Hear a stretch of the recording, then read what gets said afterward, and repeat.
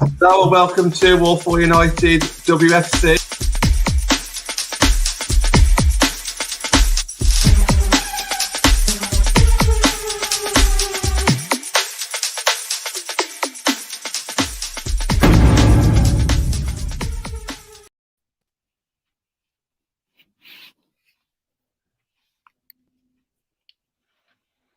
I'm muted as well. I'm losing my touch as a host here. I tried to switch it up the other day. I went for good evening, good afternoon, and messed that up. But now I'm muted today. Oh, John's coming from my job. I can already see him in the comments. He's coming from my job. Anyway, welcome back to United WSC. Talking, obviously, it's a week today. The Euros kicks off. It feels like it's slowing down now. Time's going a lot slower. We're getting closer, but we're nearly there. So we thought it's best placed to talk about the Lionesses, all things in between, chances, the impact it can have, and a couple of predictions towards the end as well. We've got two new faces, one familiar face on the channel today. How are you all doing? Good. Yeah, good. Looking forward to it. Looking forward to getting involved.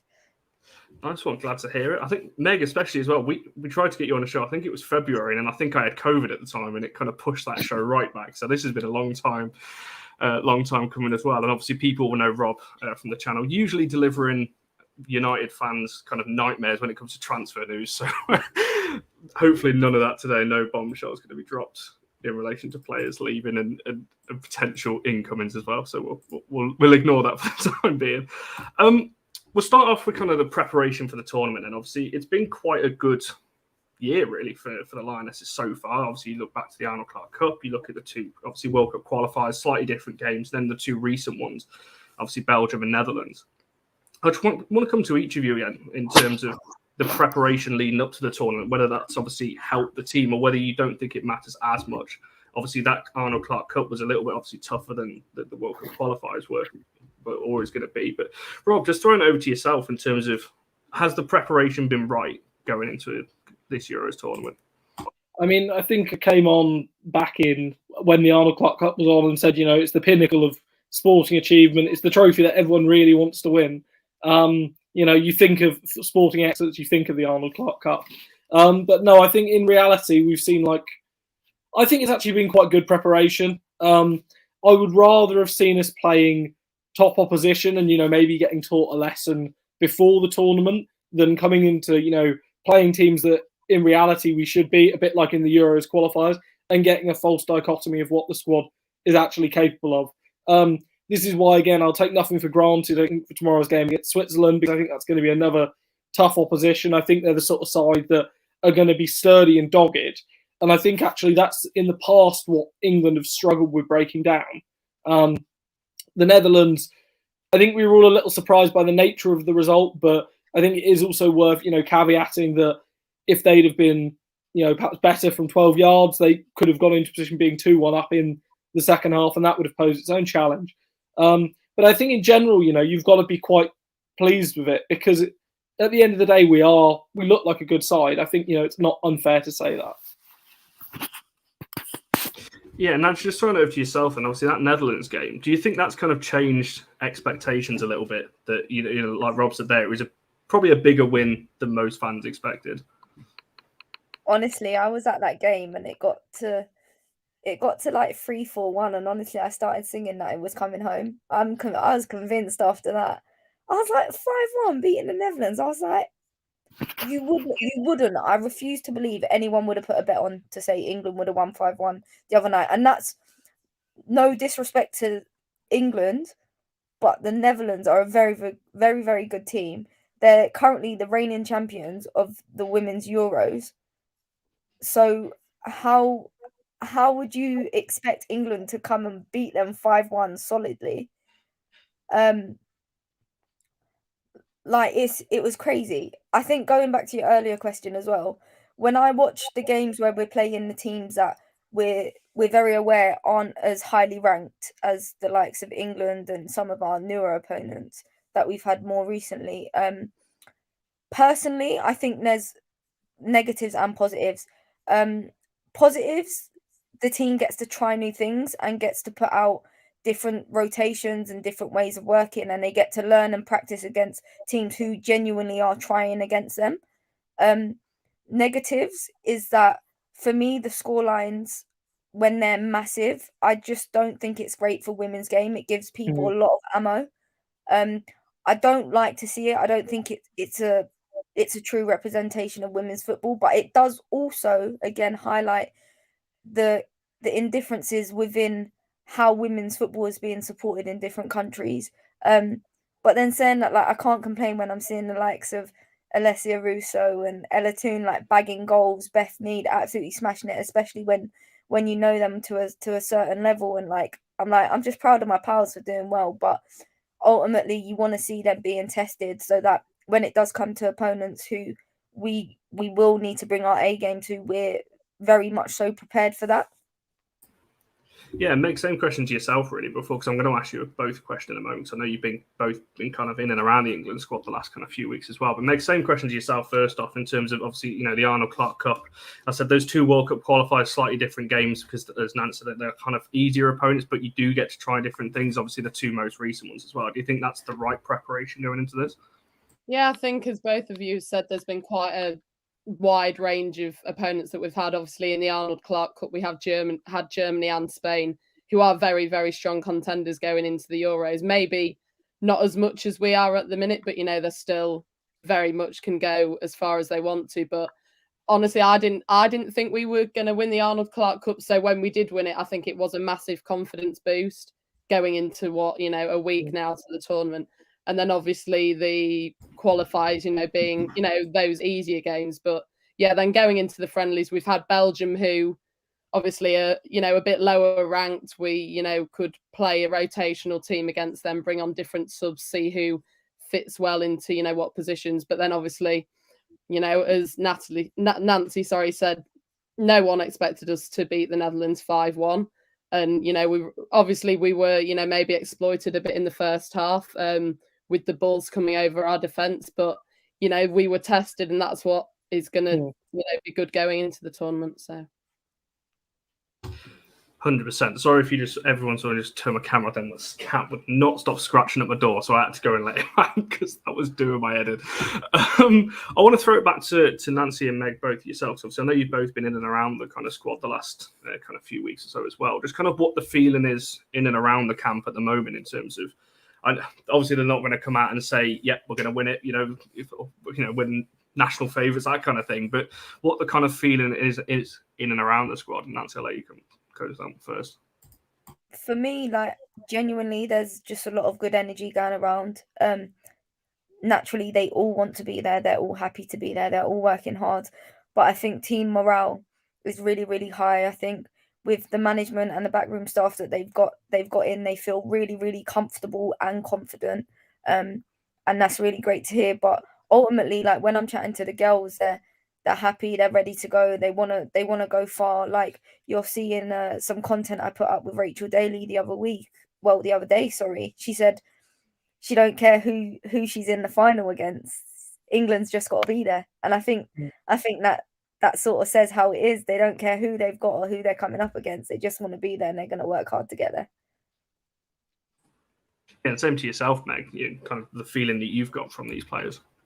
Yeah, well, I think with a home tournament, it's easy to maybe feel a bit, intimidated, a bit more nervous than if it wasn't. But I don't think they've shown that at all. I think the general, atmosphere has been everyone's looking forward to it. Everyone's looking forward to all their family, all their friends being able to easily access the games, filling out these stadiums. I mean, they've sold out Old Trafford. I think that's a massive achievement in itself. They probably didn't think that was ever going to happen in their playing careers, but like Leah Williamson just said, she's probably going to get quite emotional when she steps out, to Old Trafford, leading the team out. I mean, who can blame her really? But yeah, I think even after the squad announcement, there was a very calm atmosphere. Like Hannah Hampton said before the squad announcement, around the goalkeepers, it was very calm. And then obviously Ellie Roebuck said that she was disappointed that Sandy McIver didn't get in because she's quite close to her, but there's been a calm atmosphere all around, and I think that's the way to go about it, really. 100%. I'm going to come to you, Rob, with this question, and I'm going to move on to the game, obviously, tomorrow against Switzerland, because it's something you mentioned. I can't remember whether you said it actually on here or backstage just before we went live, in terms of the success of the players domestically, helping them have that winning mentality. Obviously, particularly looking at the Chelsea girls, especially, that kind of, another successful season last season, you could argue. But do you think that is obviously going to help some of these players? Because I think there was a question I was going to ask later on, but I'll throw it in now. There's a lot of new players that haven't been on this stage before. So obviously having those... To be exact. 9, exactly. 9 of them have never been to a major tournament. So do you think having those kind of girls around that have won domestically is going to help them on the national stage, or do you just think you can't really compare the two? Yeah, I do. I mean, again, it's obviously not in the women's sphere, but in the men's sphere. I remember Euro 2008 and Spain's squad that went to that. I think there was something like 5 of them had played tournament football before, and it didn't do them too badly. Sort of 4 ongoing. I think it's certainly in terms of the domestic campaigns. I'm going to go back again. I did crab the Arnold Clark Cup a little bit earlier, but it will have given some of the players a tremendous boost by knowing that you've gone into a competition that, okay, it's not the most glamorous, but these are top sides you were playing, and you were playing for silverware, and ultimately you did get the results that you need. And I think from the domestic point of view, I do think it does help that you've got players in there that aren't going to be phased or overawed by walking out into they're going to enjoy it, but they're not necessarily phased by walking out to 70,000 at Old Trafford because they've done it, at Wembley, competing for cup finals. They've done it, in high-stake games in the UEFA Women's Champions League. You've got, so many of the players in the squad that have won medals, and some of them, have massive, great, trophy cabinets. And the thing really to crown it would be international sort of success. And I also have to bring it back to the point that I think Serena Wiegmann, I think, will have instilled that winning mentality, because I get the feeling she's the sort of coach that if you lose to a side that's a better side and you lose having given 100%, then I think she'll be fine. But if you give anything less than that 100% and you lose to a better side, then there won't be anywhere to hide and there won't be any excuses. I don't get the feeling she takes that sort of mentality, and I think that's why ultimately, the Netherlands were so successful under her. I think that kind of links to what Charlie's saying there in terms of how Serena, and it goes, a lot of coaches will do that as well. But I think looking ahead to obviously to the Switzerland game, how would you all kind of approach that? Do you think, Rob? I'll come back to you first on this one then. What would you do then? Because there's a risk of obviously injuries so close to the tournament. You don't want to rotate fully, so it's not the squad that is ready for obviously next week. How would you kind of play it? Because Serena will by now have an idea in her head of the starting 11, but what would you kind of do ahead of it? Because it's quite close to the tournament now. To me, it's probably you start with, I think, all of your positions that are nailed on starters, I think, play. And then it's those 1 or 2 positions that aren't necessarily nailed on. You maybe give a half each to each player to cement that argument. And then obviously if you get, to a situation where the game is so significantly won or is petering out, you protect your key players. Like, I'll be honest, I don't really want to see Lauren Hemp playing 90 minutes tomorrow, purely because I really don't want to see, a silly muscle injury or a late. I'm sure there won't be any players. I'm sure there won't be any players going in maliciously tomorrow. I'm sure it won't be the sort of game where players on either side will want to, jeopardise sort of each other's health. But ultimately, things do happen in football that you can't control. And I think there's got to be an element of self-preservation. What I do think will be really, really interesting is when it gets to the tournament, is how much Serena does rotate in the tournament, because the Dutch side didn't really do that a lot. And there were 1 or 2 positions that they did a little bit of rotation, but they kept mainly the same starting 11. This requires your players to be incredibly, incredibly fit. And ideally, you want to be in a situation where you get to, say, the 3rd group stage game where you can rotate and you can, A, give other players a chance to experience it, but B, also protect the fitness. Because tournament football gets very intense and gets very fast, and suddenly, players that are maybe used to in the WSL having a week off in between games at times, or 2 weeks off depending on the crazy WSL scheduling, might find it a bit more intense when you've suddenly got game after game after game. Do you think the players in the England team won't be used to that though, considering you'd suppose the players in the England team are the best of the best, so they're also playing for the best of the best?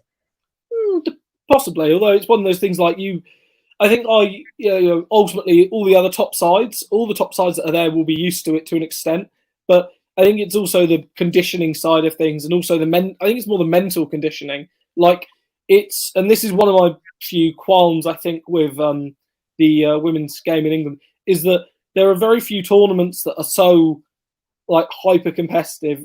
You know, we always know that it's going to be the same old names usually make it to the Final Four, and this is why I do think, again, branching off slightly, but I think the Conti Cup forms are ridiculous because basic reforms are ridiculous because they've basically now just given it a free pass to, you know, all the European sides get a free pass. I think is it to the quarterfinals, to the semi-finals, and so inevitably they're just going to continue monopolising that trophy.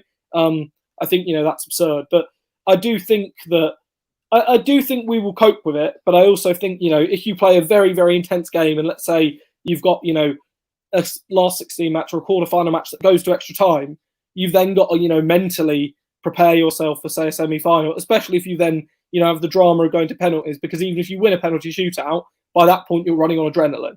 And that is, you know, something that I think people do have to remember. I agree with what Rob says, you know, in terms of you start the players who, you know, Serena knows are going to be in her starting 11, but then you just sort of need to see, trying to think of an example, maybe with the Kirby Ella Toon example, give them a half each, and then you sort of, you know what their strengths are, you know what their weaknesses are, and then she can really think, right, who do I start against Austria and sort of going forward into the tournament. And I think, yeah, when it comes further down the line in the tournament, however far we get, you know, if things do go to extra time and penalties, you do need to know who those players are that are going to maintain that stamina and that fitness, and maybe that's the more experienced players at the end of the day. I think that's the key. Tempted. I'm so tempted. Every time someone says how far we get or this, I'm so tempted to be like, it's coming home. I don't know why I'm saying that. It's coming home. I need honestly, like Meg, I literally just went to say it and I was like, I'm not just saying I'm so prepared for it to happen. I'm afraid you will not catch me saying that phrase, unfortunately. But until it comes home. Potentially, I think is that the bet? Is that what we're saying here? When would you feel comfortable, Connor, to actually say it? Yeah, I will say it if they go all the way. We'll do a show the day after the final. It might be a little bit hungover, and we'll see. We'll do it then, and I'll say those. I think personally, if we get into the semis and we get a team that we know we can beat, then I'd be like, we can go on and win this. I think that's where I'll think it might be coming home. You know what though, like. Not to I think this is actually a really good comparison. Like with the men, I will never ever say it's coming home. I'll never believe it. But the Euros, when they were about, honestly, like I was in it. I was ready for it to come home. I was like, what's happening? Like, honestly, it's a very, very, very exciting time for me. And if we win, genuinely, I will literally just like cry my eyes out or something. I think I'll be so overwhelmed and like proud of all the girls, genuinely. I do. I think that's a real important point, is actually to say. And again, I am incredibly pessimistic when it comes to the men's national side. Like, you know, I go into most games thinking that if I, you know, even get moderate enjoyment out of this match, then something's probably gone massively, massively wrong. But at the moment, what really frustrates me is there's such a talented squad, and there is a management that doesn't know how to make the most of that talent. And I'll be blunt and critical and say that I don't think they do. In contrast, for the Lionesses, there is such a fabulously talented squad, and they recognised a few years ago they have fabulous, you know, an unbelievable array of talent, and they made the brave decision to go in and get a world-class manager in.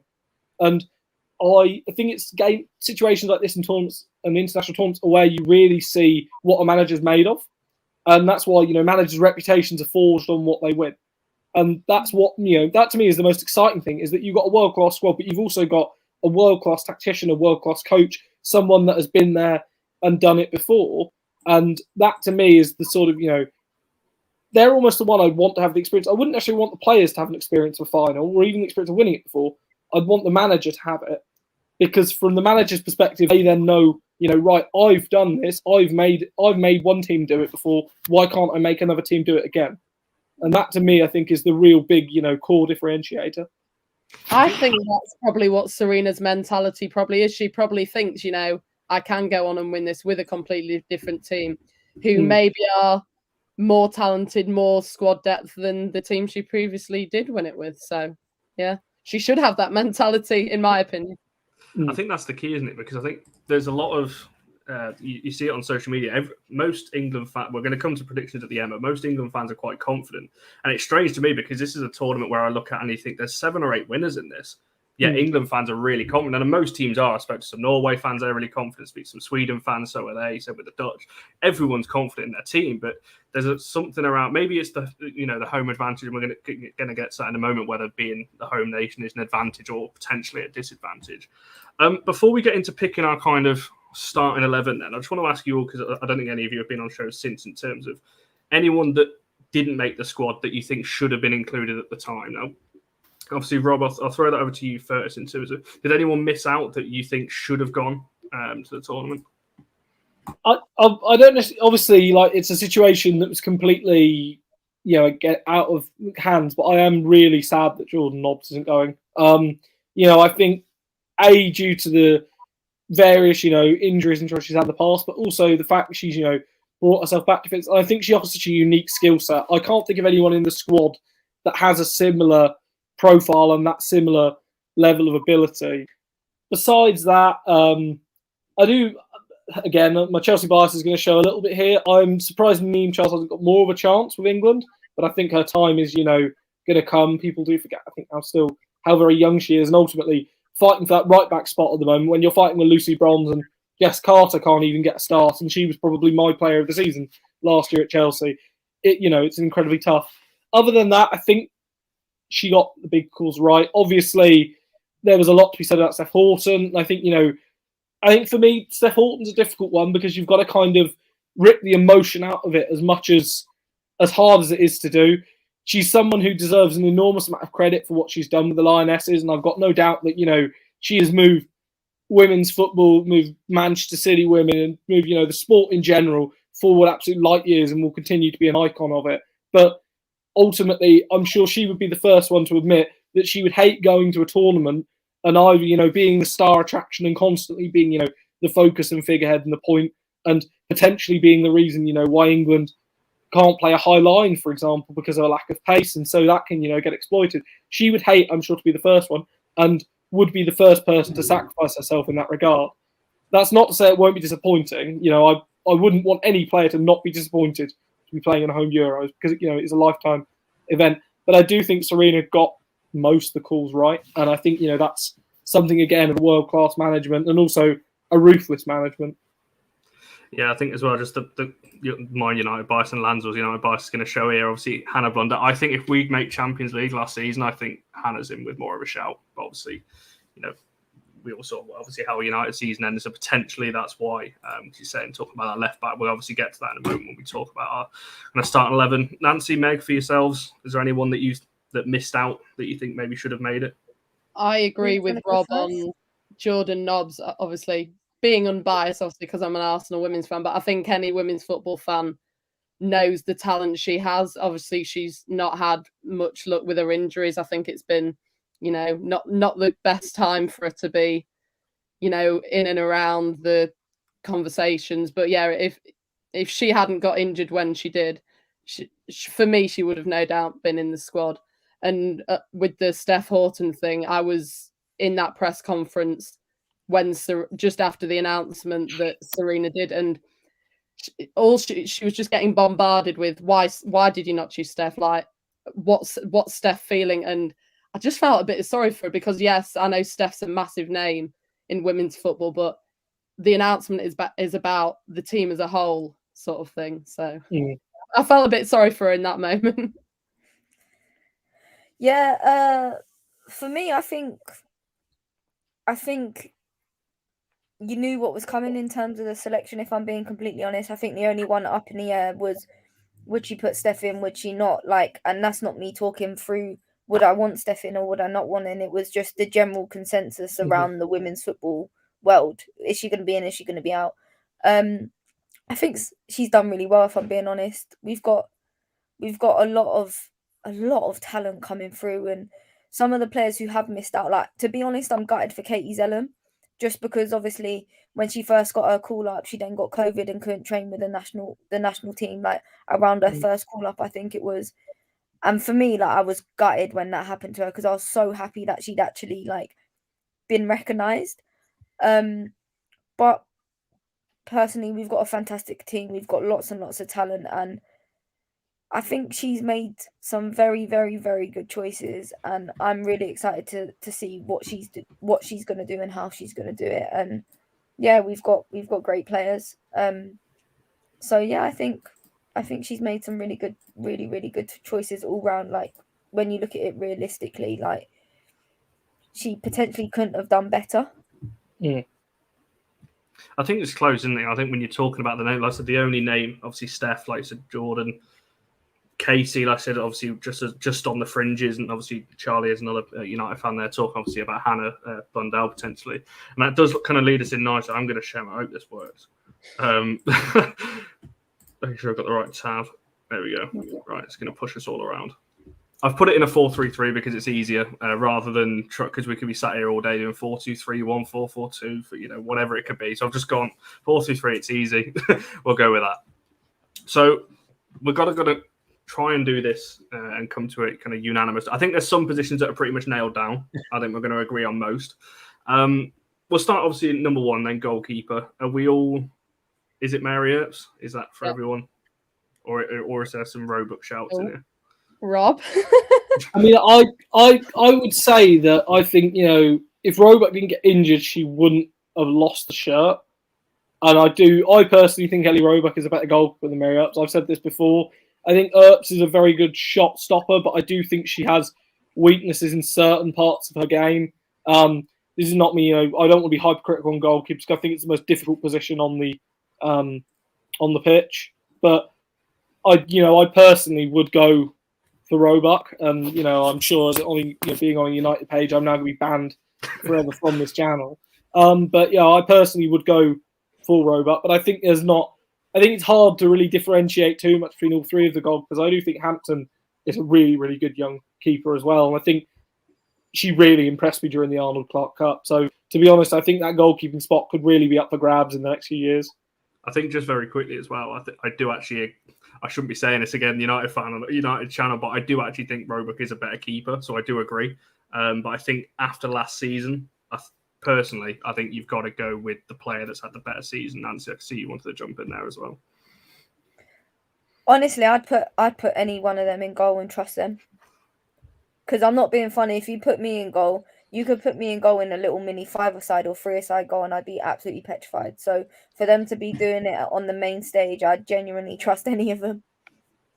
That's a fair point. Without a shadow of a doubt, I'd trust any of them. Yeah, I think I echo what you've all said. I think, obviously, yes, I think Ellie Roebuck's the better overall goalkeeper, but with the season she's had, Mary Earps has stepped in, she's proven herself, she's had a great season, so why not give her a time to shine this summer? 100%. So who are we going with then? Who's the final? I think you're going to pull rank and put Earps in. So there we go. That was nice. I like that. That's one down. We'll move over to right back. I think again this is going to be pretty unanimous. I think as well. Is there anyone else any names that people want to throw in for right back? I think we all know it's Lucy Bronze. I think we all know. I think just the way we saw it the other day against the Netherlands, and she does it in the league as well. The way she runs, the run she makes from her position into the other half, pretty much into their 18-yard box. You shouldn't be able to do that. You should not categorically be allowed to do that, and she does it consistently. So she's dangerous. She's a dangerous player. I will say my only concern in that regard is that against better opponents, there is a lot of space left in behind when Lucy Bronze does go forward. And, if you've got someone like Ada Högberg, for example, who, finds himself occupying that space, they're likely to be able to do something in that area, or sort of Guro Wrighton, for instance. I mean, I watched Wrighton, consistently do that to Lucy Bronze earlier in the season at Kingsmeadow, in the City Chelsea game, and consistently she was, waiting for Bronze to go bombing forward and just going and standing in that space and getting the ball, played in there. That would be my only concern, is from a defensive point of view. I think it can leave you light, but I do think it's fair to say from an attacking point of view that Bronze is probably the best attacking right back in the world. Fair comments. Yeah. I think so. For centre backs, and I'll ask you both. I'll ask you all for two names, and we'll see if there's any combinations. Rob, I'll come to you first. And who would your centre back pairing be? See, again, Chelsea bias is going to show here. Considering how well I've seen her play this season, I would say Jess Carter and Millie Bright because of how well I've seen both of them play this season. But I will say that I've seen Carter predominantly playing in a 3 at the back, and I think that does suit her more than a 2 at the back. However, when she has played for England in that 2, she has looked very accomplished. And then Millie Bright. I think Millie Bright is one of those picks that I look forward if anyone does want to argue the Millie Bright pick. But I think I think she's played the most minutes or made the most minutes on the most games under Serena. I think that's one of her chief lieutenants. Obviously, there's the goal threat. I'm looking forward to her claiming another golden boot this summer. Because as we know, that was one of the most wonderful things from the Arnold Clark Cup. And I do think that I think Alex Greenwood's a very good player, but I'm just my Chelsea bias is going to show, and I'm going to say Carter and Bright. Fair enough. Meg? I'm going to go with Millie Bright. I think that's a given. I think, as we said, golden boot joint with Alexia Putellas at the Arnold Clark, great thing to put on your CV, that. But I think I'd go Greenwood in that. Obviously, she can play fullback as well, but I think I'd put her in that centre-back position. Obviously, she gave away that penalty against the Netherlands, but it does show that she's got that ruthlessness and she will put in those, important last-ditch tackles. And I think we do need that in the defence, so I'm going to put her in as my second centre-back. And obviously, Millie Bright. So, for me, it's a no-brainer for Millie. I do enjoy seeing Leah at the back because I do think she's solid, and I do think the back line of Alex, starting from the left, Alex, Leah, Millie, Lucy, I think that's solid. For me, Alex Greenwood, regardless where she plays, them pings that she produces with that left foot of hers are untouched. Like, probably one of the best left foots in the game. I will happily argue that because the ball she pings are just a different level. Like, I play and watch Alex all the time just to watch her deliver those balls, and the travel, the distance, the weight she puts on it, like her technique, solid. But then saying that, Leah also does link up really well when she drops into the defense, into the midfield from the defense. Sorry, but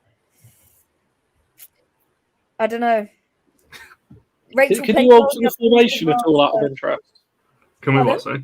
Can you alter the formation at all out of interest? Because I think we're going to be playing a 4-2-3-1. So yeah, I can move some players around for you. There we go.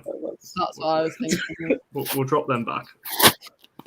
There we go. Yeah, that's more like it. We'll drop them around.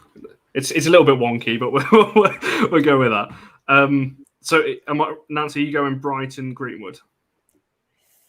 I think so, yeah, because I think Rachel plays well for us. Although it still baffles me that for us she's a defender and for our club she's not an outsider. That was why I was going to put Greenwood at left back, because I'm one of the proud members of the Rachel Daly is not a left back fan club. T-shirts are available. My very good friend Charlotte Stacey has one. That was her birthday gift this year. I can't believe it. It's one of those bizarre situations where you've got someone, I think she's been the Houston Dash top goal scorer 3 years in a row, the top assister in the league 2 years in a row, and yet she somehow ended up playing left back. And this is no slight on her. I think she does brilliantly as a left back, but I just feel moving her further up the pitch, either into the midfield or potentially even into that front three, even as a credible striker option, you would unlock so much more out of her as a player. Yeah, it's just so bizarre that she can literally. You might as well put her in goal for a couple of matches because she can do it all. She reminds me, in the best way, she reminds me of someone like James Milner. Any of our keepers, and Rachel needs to go in, but I reckon she'd absolutely smash it in goal. She can do it all. Put her anywhere you want in the pitch. On the pitch, she'd deliver. Serena will start her in goal against Switzerland now. I would really like to genuinely see her get a start in the front three tomorrow against Switzerland. with the ability to rotate. I think, I think we are losing out on the ability and the quality. Again, I use comparison again, like at the club level, we've seen Wrighton when she plays at wing back for Chelsea, but she doesn't really play as wing back. She just plays as a de facto winger. I think that if you're going to play Daly as the fullback, you almost ask her to play that role, and you just say, right, get up there, be the outside, almost the outside left, and then you have the actual, number 10 or the attacker dropping into that inside space and, doubling up. Because if you're doubling up on any fullback in the world and you've got Daly's pace and engine sort of getting in there, and then also, any one of the plethoras we've got in that number 10 role, I think you've got a real formidable combination. Yeah, I think so. Just picking names, and I think because I was going to go Brighton Greenwood, so I think looking at everyone's shouts, that means it's those two. Unfortunately, Rob, you've been that's fine. Outvoted on that one. So obviously left back. Then obviously we spoke about it a little bit there. Is there any other shouts, or is it Daly at full back there? I think Rob would argue it would be Greenwood, but he can't have a say. My argument would be Greenwood, and then play Carton, so then you can unlock Daly further. But put Daly at left back, because I'm gonna have to get used to seeing it over the next couple of weeks. So I may as well, I may start to sensitise myself now. I think as much as you said, we'd want to see Daly in a more upfront role. I think we've just got too many attacking players that you wouldn't want to waste them, and drop to the bench to see what Daly can do up front, which I would, but you just don't want to drop the likes of Lauren Hemp, Beth Mead to the bench, really, do you? Really, what we really need to be playing is a 3-1-6 formation. That's exactly what Lance was saying here. Sorry, Nancy, I just realised every time I bring the comments up, it's covering you up. Every time I bring up along the bottom there, I wish it could have pushed everyone up. Don't worry about it. It's so, yeah, I think... probably a sign. I would like to have put Leah in there as well, but yeah, we'll stick with that defence because we'll be here all night otherwise, kind of deliberating there. We've gone for 2 holding. You could look at it as three midfielders, depending, but again, I'll ask you for kind of 2 in midfield rather than 3 then, because we've changed up ever so slightly. I think before I ask you I think 1 is probably guaranteed. I think probably both are, to be fair, but Rob, I'll come to you first and for your kind of what you think that 2 is. Williamson, Walsh. Ultimately, I think they are 2 of the best players in the WSL. They're 2 of the best players for England. Leah Williamson's one of the few Arsenal players I have positive things to say about, which immediately, should be a sign. I think, I do think she is better at centre back. I do think she's a tremendous, centre back. I think the Williamson-Bright combination would be something, quite scary for opposition. And I do think in games, maybe when you do want to sort of defend a lead, I think England could possibly look to going 3 at the back and moving Williamson back into that centre back role. But I think she offers so much in there. She's such a natural, inspired leader. I'm really pleased she's been selected as captain. I think she's a great, proponent for that role. And then Kira Walsh, I think, is the sort of player that does the unheralded work, does the dirty work, but when they're not there, you really notice them. I think one of our big issues when I watch games, and we've struggled in the past, has been passing lanes. Walsh is so good at reading passing lanes and just breaking them up. She's an excellent player herself. She's got a cracking long-range shot on her and, a great sort of pass on her as well. But I just think that ability to read the game and to see, things that couple of steps forward. The water carrier is one of those roles that traditionally is so overlooked, but I can't think of many successful teams that haven't had someone in that mould. Just, sitting in front of the back four, just dictating play, breaking up play, just being a general nuisance. And I think, they are, to me, the 2 players that if England do go all the way and win it, I think it will be because they put some phenomenal performances in. Yeah, I just say, sorry, Meg, I've got one thing to say on this. And I hope, I don't care if people agree with me or not, because I genuinely believe that this is correct. But I genuinely think Kira Walsh is just misconsistent. Yeah, and she is the new Jill Scott, who was and still is misconsistent. They're both those sort of players that they work so hard and do it so consistently that if they don't have an outstanding game where they're doing something incredible, people they've not had a great game, although they are always consistent and always having a great game. They're like silent ninjas. They just do their job and they don't even shout about it. And they're like, boom, we've done it. They're silent ninjas. That's what they are. And I think Jill Scott has really enabled and aided Kira Walsh to be like a mini her, if that makes sense, like in terms of misconsistency. Yeah, I'd agree with that. I think Leah and Kira are a given.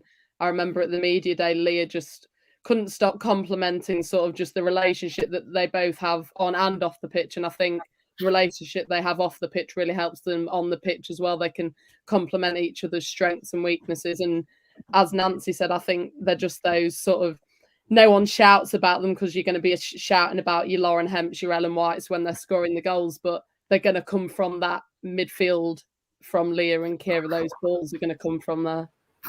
I think just looking at this very quickly then, so if we're going to go with Williamson and Walsh, I don't like doing this. One of Stanway, Kirby, or two of them are missing out, and I think that's going to be an interesting talk when we talk about the number 10 position. Nancy, sorry, did you say Williamson and Walsh as well for those two?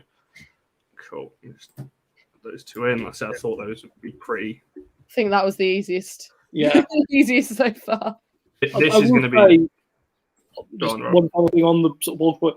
I was talking to someone who's a very big City fan, and obviously they had a tough start to last season, and they said that the big saving grace through the hard start was the fact that Kira Walsh was fit, and the fact that every single game Walsh gave 100%, and that made the fans consistently want to keep turning up and supporting because she was there constantly, doing that. And I'm not, I'm privy to some of the stuff that goes on behind the scenes. I don't think it's important to get into it at the moment, but I will say, Kira Walsh does an awful lot of credit, not only to the supporters, but also to some of the younger players at City to keeping their morale up and keeping their spirits up during a really difficult time. And it was kind of telling when Emma Hayes at one of the Chelsea games was asked about players she would sign from other WSL clubs, she pretty instantly came out with Williamson, Walsh, and then one of the other uncontested picks. And it was sort of like that as a snap. And again, whenever she is commentating on games, it's quite funny. You will always see almost very quickly she'll be quick to praise Kira Walsh. I'm sure if there was a chance that Kira Walsh would ever, leave City, I'd be surprised if there was. But if there was, I guarantee you Emma Hayes would move heaven and earth to get her to move to Chelsea. 100%. I wouldn't like that. Not another player at Chelsea because you've already got a quality team. Let the rest of the WSL have a bit of a chance because you're going to end up just walking away with it. So I think I think I don't want to put people on the spot, but I think 2 out of these 4 remaining positions are nailed on. Are we going Hemp and Mead as the 2 wide players? I can see a couple of people shaking it. Oh, Nancy's having a think there. What, Chloe Kelly? Like, that's all I've got to say about Chloe Kelly. But Beth Mead. Yeah, I'll say they're both incredible. Like, it's so difficult, but then it's so exciting. Like, for me, you could literally, obviously keep Lauren, let her do her thing. You could put Beth or Chloe Kelly on, and they will both do a job. So, I will happily have either one of those coming off the bench because you're going to see them coming off the bench, and you're going to be like, fuck. You're going to be like, that's come off for that to come on. Like, there's no give. I was at Wembley back in October when the Lionesses played Northern Ireland and Mead came off the bench and scored a hat-trick. Like, you need that. And if she's going to come off the bench in some games and do that, by all means do that. And I think sometimes Beth performs the best when she's a bit rattled up, which I absolutely love to see. So if anything, rattle her up and get her on. Yeah, no, I think it's on the left hand side in terms of the Lauren Hemp pick. I sort of tweeted last week, and I think it summed up as when Lauren Hemp is on your side rather than playing against you, she's rather fun to watch. It's just absolutely just terrifying. I can't imagine how frustrating it must be for a defender to try and pick her up because the amount she moves around, her off the ball movement is just absolutely stunning. She can be on one side, she can swap to the other wing, she's 2-footed. She is genuinely the sort of player that you look at and you think, yeah, that's a Ballon d'Or winner in the future. And I think there'll be something, disappointing will have happened if she hasn't won the Ballon d'Or by the end of her career.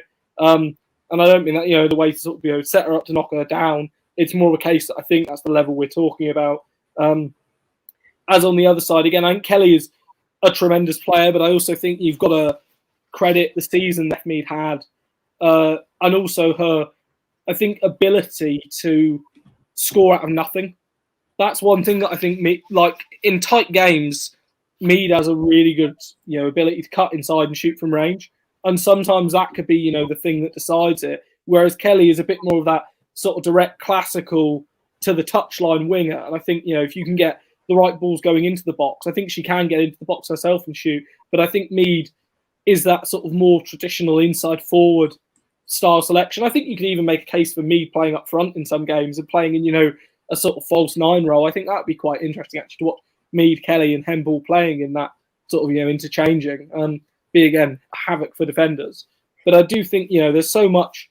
That's the beauty of this squad. There's so much opportunity. And we haven't even mentioned Georgia Stanway, as another potential option on the wing because she can play there.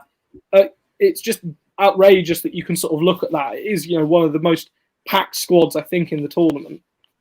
I think that's going to be one of my questions. Once we make this team, I want to ask you all a question in a moment about this attacking line. So just very briefly then, so are we going Mead on the right or are we sticking Mead somewhere else? I'm going to make an argument for Tooney and Russo in a second, so I'm going to leave those two blank for the moment. But you know what? I think any rotation that we put the next 4 players in, so the player who would be player 7, 8, no, 9, 8. It's because I've stuck Hemp on already, that's why. Yeah, that well baffled me. I was like, whoa, can I count? Basically, any of those 4 players in the top making that triangle, any players that we have that could slot into there, any little rotations that we're doing, it's banging, and we've got so much to play with, and that is so exciting. So for me, I just want to say, regardless who's starting and who's on the bench, like anyone could be there and anyone could do it, and it's exciting, and we've got so much talent coming off the bench. I think sometimes you underestimate how important it is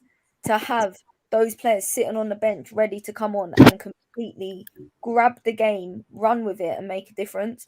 So like I never ever want players to, like, when I'm choosing anyway, like I never want players to be disheartened, like even when I'm coaching and managing, if they're on the bench, because sometimes your best players are on the bench ready to change that game for you.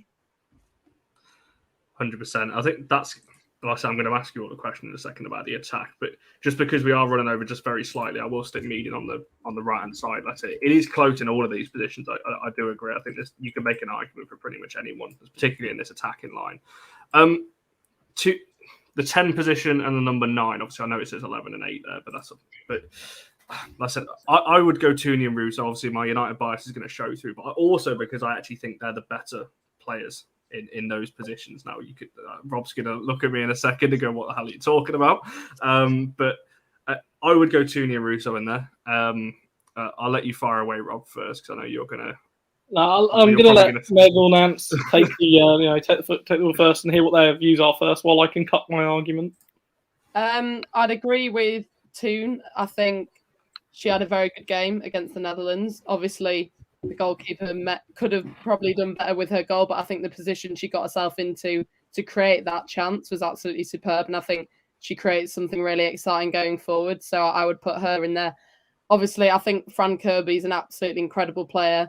But when I was at the game against Belgium, I just think she lacked, I don't know what it was, but she lacked something, whether it was fitness. I just think she lacked that just excitement going forward, which is why I had to choose Toon. And then I'm going to be boring, but I'm going to say Ellen White up front. Obviously, everyone knows she's the Lionesses' all-time top goal scorer, which is obviously quite self-explanatory why a lot of people would put her as their starting striker. But I just think she will be there to put those easy chances away when we need her to in those important games. And so that's why she'd be my starting number 9. There's something about Beth England, honestly. When she comes on, the passion she plays with, like, I think she gets overlooked so often and it's so frustrating. Like, you could put any of the players in there. Fran, Beth. I'd probably hold off on Ellen for a bit. I think Fran, when she's fully fit, she's one of the best players in the women's game without a shadow of a doubt. I will let anyone argue with me on that because I believe it again. Les and Ella, their link-up play with Hemp the other day was sensational. So yeah, I think we could put anyone there again. Like going back to the rotation that we can do. Like even if Ella started with Les and then they both come off for like Fran and Beth, like different gravy. Like it's class on top of class. So for me, I think we do well with any of them going in. I'm gonna be honest. I know I sound like I'm sitting on the fence, but I feel like you can't complain because when they come on, they're gonna do something amazing. Do you know what I mean? We're not struggling for top class players. Yeah, I mean, I've got to sort of echo that exact sentiment again. I think you look at the pairings. You've got Fran and Beth England. You've got Russo and Toon. You've got obviously it won't be still at City, but you had Stanway and White, who all know each other from club level. They know the sort of runs that they make, the sort of service that they need. They know how to find them. I will say I was a little bit disappointed with Beth England's performance the other day, but I also think it was more due to the fact that there was so little service to her. I think she'd have probably liked to have been the player that was on in the second half rather than the one that was on in the first half. But at the same time, you've got to argue, did they become more fluid in the second half due to the changes? Again, for the number 10 position, I'm going to put the argument forward. I think Fran Kirby, you play your best players in your best 11. And I think Fran Kirby, if you ask her, she is the best number 10 in the English game. I think her record speaks for herself. The fact that even after another year where she's had illness and disruption, she's still been one of Chelsea's most important players. She's still been one of the most productive players in the WSL in terms of goals and assists. I just think she's box office. I think the Toon and Russo's time will come, but I think at the moment you've got to go for Kirby and White because of that experience as well. I think that tournament experience is something we're potentially looking for, especially if you've got people like Beth Mead, who haven't necessarily got as much of it. And I think, you've got, it's that situation, if you've got those players to come off the bench, then you're not exactly in a bad situation. It's not a bad problem to have that, you look to the bench, maybe, Kirby and White are tiring. Oh no, you're bringing on Toon and Russo. It's a nice problem to have. 100%. I've just looked because I've written down all your combinations so I'm trying to work out who goes in. I think it does mean Kirby goes in because she would do. So it would be Kirby in there, and it would be White because it's 2 for White. Nance, I think you said it, England, and I would go Russo. I can't be outvoted on all of them, surely. I'd back you on Russo. I'd back you on Russo over Ellen White, if that makes you feel better. I don't know. It's not like I don't rate Ellen White. I'm just more, and she's top goal scorer, and I get that. Like, I don't know. Like, I just she always starts though. She's not really someone that comes off the bench, is she? Realistically, Ellen White. She's not one of those players. She's more so someone to start, do her thing, and then someone comes on and makes the difference, as well as Ellen doing her thing. Do you know what I mean? So I've just got visions, Hemp's crosses, Russo's headers. I feel like that link up's there. I feel like Russo's the sort of player, especially if you were in a White, I think is the sort of striker you'd start with to try and break down defence. Russo's the sort of player against the tiring defence. If they're tiring and there's gaps starting to appear, Russo's a more credible threat, I think, off the bench. Whereas White, as good a finisher as she is, she's not the sort of player that's going to, glide past 2 players or, go on an easy dribble past a couple of players. Whereas Russo has the ability to do that. And that's where, my thinking comes into it, is you're talking about starting 11 rather than a sort of preferred performance, I suppose, a preferred sort of, selection. Yeah, and I think I'm going to put both of them in because I will tweet this picture. Obviously, once we finish, it's a 2-2 split, and I don't think I'm certainly not moving on Russo. I just also want to give a shout out to Georgia Stanway. I feel like we haven't spoken about her enough, and again, I feel like she's one of those consistent players, and she's so talented. Like, she could just slot in when you want her and when you need her to. Do you know what I mean? I feel like we just haven't spoken about her, and I think again, it's like credit to how talented this team is that, like, you're like, oh my god, we've also got Georgia Stanway. Like, when does it stop? Like, we've got Beth England. Like, when does it stop? That leads me very nicely into the question. I'll ask you all this. Do we have then? Obviously, we've spent quite a lot of time picking it, a lot longer than I thought, and that just shows the quality of players we've got. Do we have the best attack in the tournament? That's the question I'll throw to each of you. There's some good nature. You look at Norway's attack. That's a world class. Spain. They've all got world class attack, but do England have the best? I don't know who wants to go first on that one. I'll start. Yes, that's my overall answer. I think obviously we've only had in the front four, there's only one name that we didn't really discuss anyone else that could be in that position, and obviously that was Hemp. In every other position, we've made an argument for why someone else could be that starter, and I don't think you get that with many teams. I think with a lot of teams, you'll be like, right, that's your starting striker, that's your starting left winger, and that's your starting right winger, and we could probably talk for days about why Mead should start or why Chloe Kelly should start, etc., etc. So I think squad depth is why we've got the best attack going into this tournament. Yeah, I think essentially I'm just so excited to watch them play, genuinely. Like, we've got so much rotation to look forward to, and like, I'm just blessed with the players we've got in our team, essentially. Like, this could be rotated and rotated and rotated, and we still have solid teams. So you kind of can't complain, do you know what I mean? And sometimes you need that game changer off the bench to come on, because when those other teams are starting to drop or starting to need that little push, like, we've got so many players to do this. Do you know what I mean? I mean, for me, it probably comes down to you talk about the attack as a whole or the attack in the starting 11. Because if it's the attack in the starting 11, I think Germany have an incredibly formidable attack that's sort of starting. You've got people like Schuller who are going to be in there. Also the striker at Wolfsburg, whose name evades me, who I got, Tabia Wafma, who I watched bully for my defence several times last year. It was not particularly fun. And then, for Norway, when the fact you're looking at their front three and you're saying that Guro Reiten, who was voted Chelsea fans player of the season, is probably the worst one of the three, along with Caroline Graham-Hansen, who, is basically the sort of player I could just sit and talk about for ages, and I'll spare the panel the need of that. And also, Aya Högberg. It is just, that is an absurd starting 11, but the depth isn't necessarily there. And that's where I think England do have the advantage. I think the depth. The fact you're looking at this and you're looking at the lineup and you're saying, what if we're leaving out Georgia Stanway, or, Chloe Kelly may not start, Russo and Toon are off the bench. That is just an absurd amount of depth and ability that you can bring in. And we've also got Nikita Paris, who I know we haven't really talked about, but you've also got her who you can bring off the bench. Yeah. And the pace she brings to the team, going forward, is something you always need coming off the bench as well. I know she's maybe not one of the most important players, but you've still got her there. 100%. I think I'd agree with what everyone's just kind of said on that. I think Keats' passion is Keats' passion. You can't compete. Like, a passion and a desire, like, it's what you want from every single player.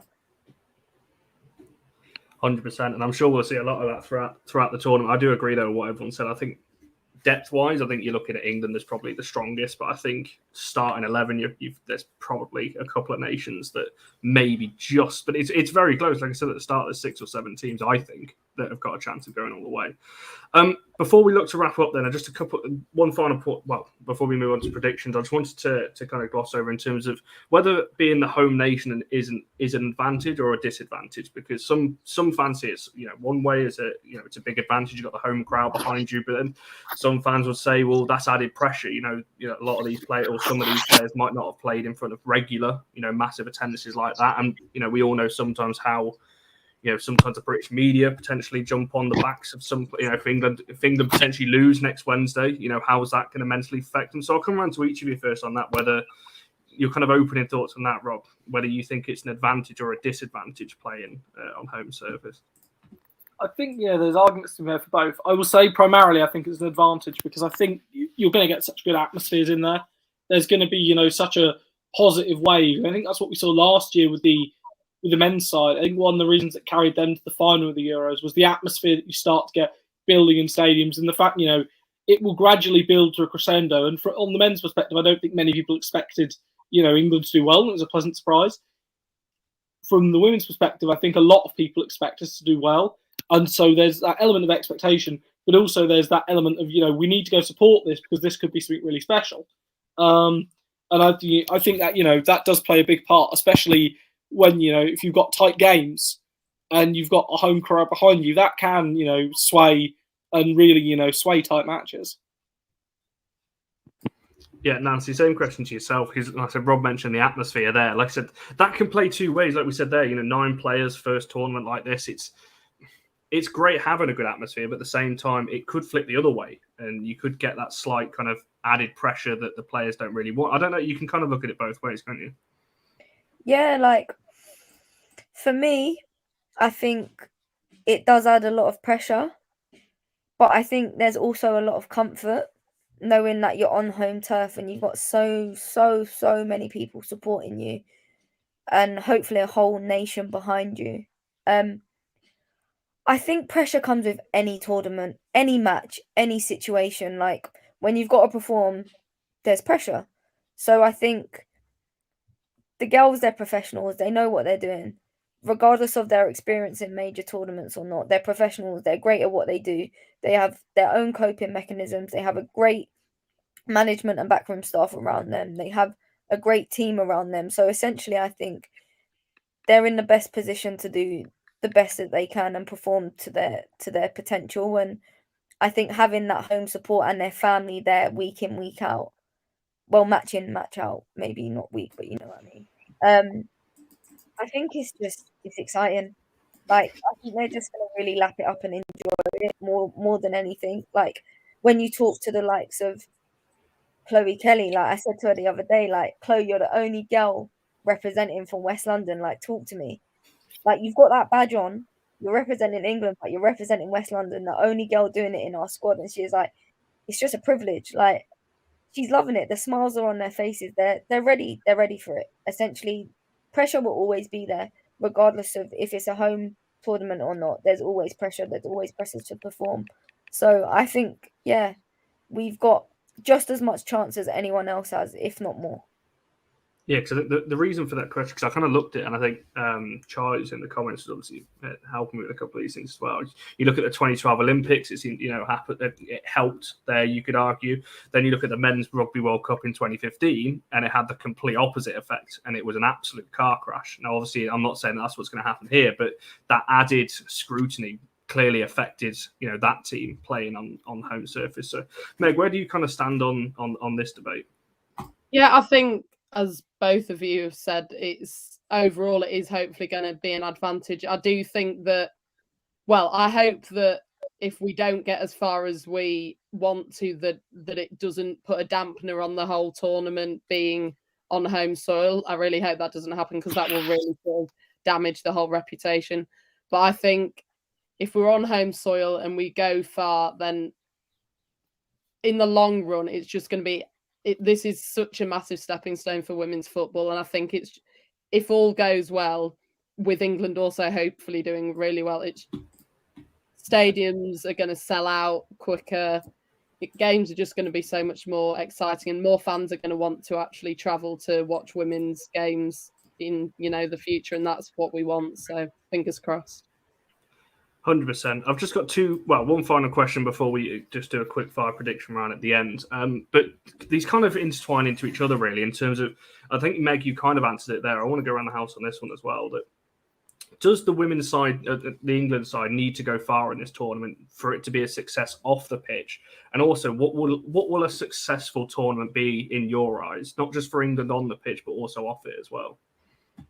Rob, I'll come to you first on that one. Christ, that's a tough one. I mean, I think obviously if England do well, it will, it can only be beneficial for it, because it will get more people interested. And even, if you've got, say, 100 people going to a game and 10 people come out of it and decide, hey, I want to go out and check out my local WSL side or my local championship side, then, that's still great growth, whatever. But I do think, England doing well will only serve to heighten the sort of, benefits you get of it. However, I think at the same time, because you're getting the best players in the world, and also I think the affordability is something that really needs to be, touched upon. This is an affordable tournament. It is something that I think, the organisers deserve great credit for making it affordable compared to other competitions. Again, without really getting into, that and getting myself in trouble. But I think it's, I do think that as long as you've got stadiums that are fully packed and you've got people supporting, whatever nation, and you've got people all over Europe coming to see this spectacle, I think it's going to be a success. I think in the longer term, the success you're really looking at is you see the attendance figures start to go up and up on a more regular basis at all clubs. You start to see them maybe, being able to play more games at their men's stadium because they can consistently sell it out. And also, if you're doing that, you're not just getting people coming along sort of for day trips, they're then repeating to go back and back and back. 100%. Same question to yourself, Nancy, and then obviously Meg to follow on from that one. Yeah, I think for me, success will be how many people are at the matches, what the attendances are saying, not just for England games. How many people come back into women's football after the tournament? How many new people come through during the tournament? How social media is used to uplift the game. How the women's game is shown in social media. How many brands then jump on the bandwagon?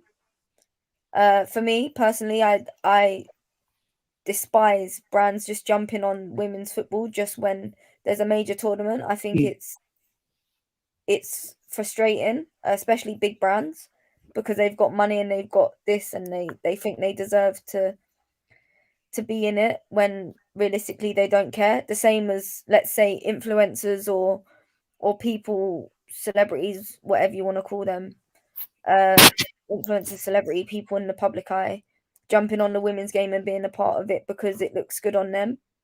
What I want to see is this tournament growing and the people who care about the game also growing with it, and that leading to attendances throughout the pyramid. And yeah, like social media followings growing, more brand endorsements for players who don't have it, more awareness of players who aren't the biggest names yet are fantastic players, and this also again to flood through the pyramid and the women's football space. I think it's not just about what the tournament does here and now, like that needs to be amazing, but it's how that influences the next year, 2 years, 5 years, 10 years, etc. I think this tournament has the capabilities to be incredibly special for the growth and respect of women's football. So I don't know whether Meg was going to just jump straight in there. Looks like she's typing away or something. Meg's writing her answer down, ready to just lay it off. You can't hear anymore, which is... Don't know what's happened there. I can still hear it. It was going so well for an hour and 8 minutes. I don't know whether... hear everyone. Maybe Meg can't. Can you hear me? Yeah. Yes. Yeah. I'll just talk. I think what Nancy touched on with the social media side of things, like I want to see my Twitter feed all about women's football. Like I know the men's transfer window is going to be continuing throughout this tournament, but I want to see my Twitter feed with men's fans talking about the women's game. I think that's going to be so important. And I also think I want little girls and even little boys to be inspired by what they see on the pitch and to get involved in football, whatever age, whatever race, whatever gender. I just want anyone that sees those players on that pitch to get involved with the best sport in the world. 100%. I don't know whether... Can you hear us again yet?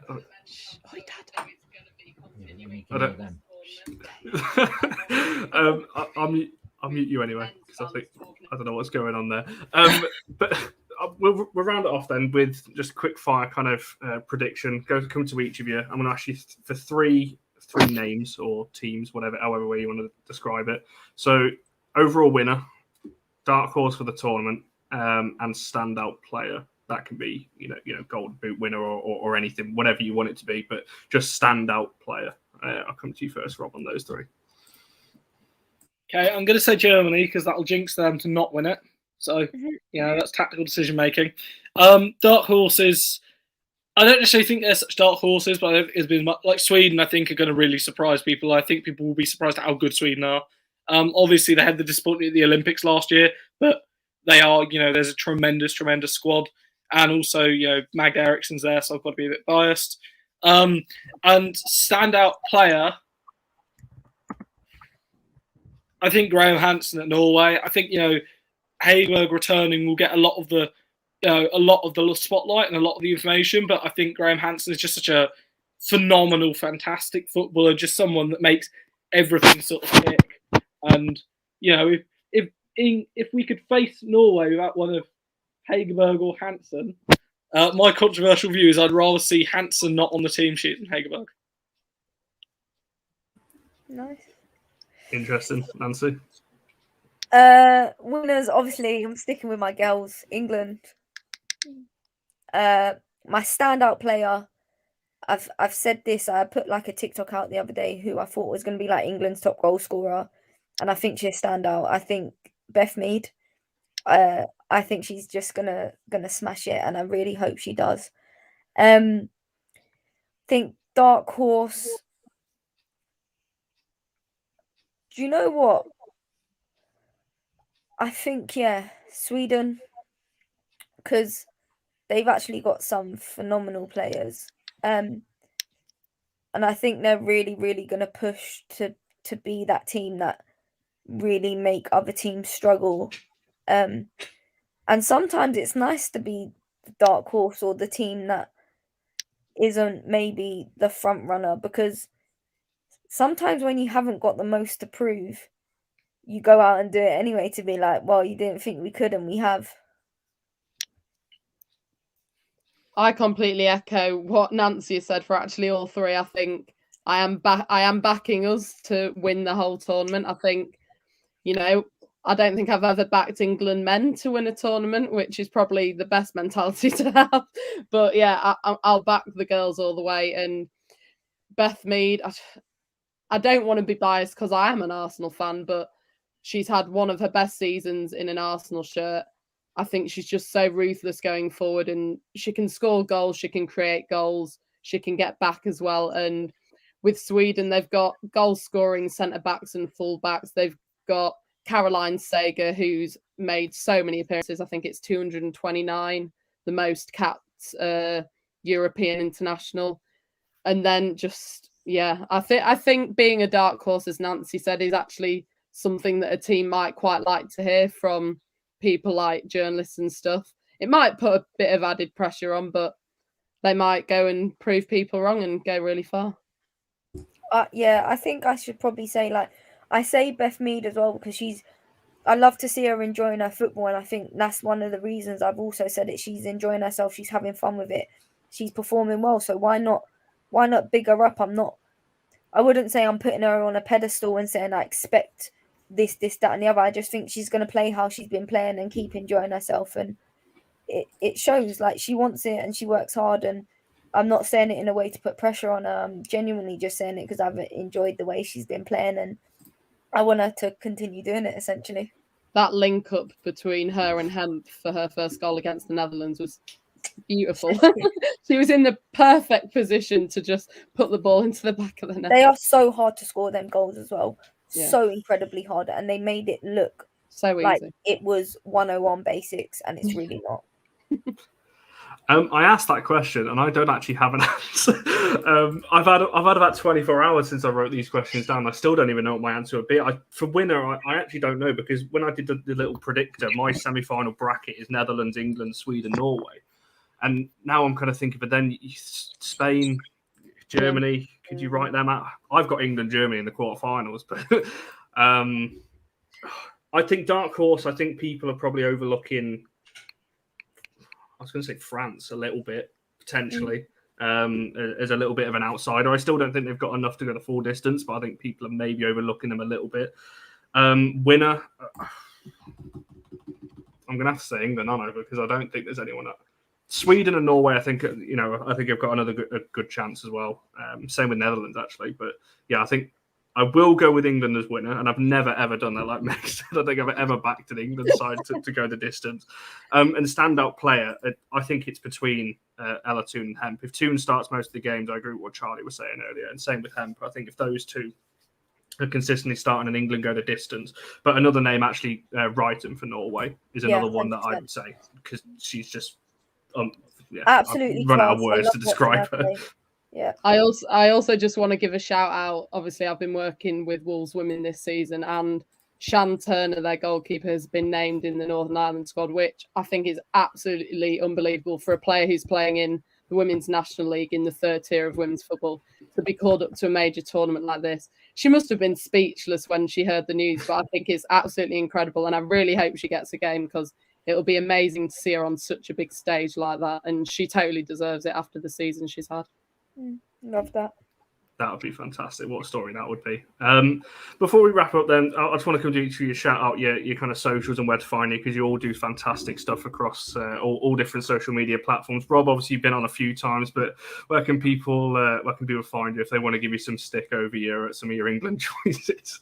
And if people want to give me some stick, please feel free. It's at RJP Journalism on Twitter, and also I'm going to plug out the CSW social because we're turning into a Euros focused account for the next month. So, going to have updates on not only all the Chelsea Euros players, but also the general Euros content, and a lot of us attending a lot of the games. So, just be great fun. Nice one. And Nancy, for yourself, obviously, I know you're on quite a few different platforms. So if you want to shout a couple of those out as well. Yeah, try and get about. No, I'm joking. Just, do you know what? I just have fun with all my social platforms, and I try and keep it a little bit different, although it's all in the world of women's football. I think all of my platforms are literally just like at Nance Baker, which is my name there. And then sometimes I think on my Instagram it's like at Nance Baker with an underscore. So it's either Nance Baker or Nance Baker underscore, but it's not difficult to add an underscore, so you'll find me, I'm sure. I'll stick it in the description anyway for people that might not be able to find it. And Meg, for yourself, obviously, I know you've been with the Lionesses squad and you've got a couple of things coming up as well, article-wise, but where can people find all of that? Yeah, so I'm still at uni, so I publish most of my stuff on, either on my own Twitter or, as a uni, 10 of us are going to the tournament. So Derby Uni Footy Journos on Twitter, where we'll be publishing all our content. But I've been lucky enough to be creating a lot of content for FA WSL full time for Dan Pentland, going to all this Lionesses stuff. So that's been really good. So go and check out all the articles on there. And I was lucky enough to have an article published on Man City's website the other day about Ellie Roebuck and being named in the squad. So if people would like to check that out as well, then feel free. But I've just changed my Twitter name on there. Yeah, definitely go and make sure you check out these three amazing people. You've all been fantastic. Thanks for coming on. Barry will be back on Friday. Obviously, it's rebrand day for us. We'll be changing up things slightly going into next season. Obviously, the next few weeks, month really, is obviously going to be Euros focused. But after that, it'll be back to United, focused on the new season. Hopefully, we'll be having some transfers by then because it's been fairly quiet on the transfer front. But I could see Rob will be back on, I'm sure, in the next few weeks to break some of our hearts with some of his some breaking news or something there. But so Barry will be back on Friday to talk through all of that, and we shall see you all guys very soon. Cheers, guys. Thank you for having me.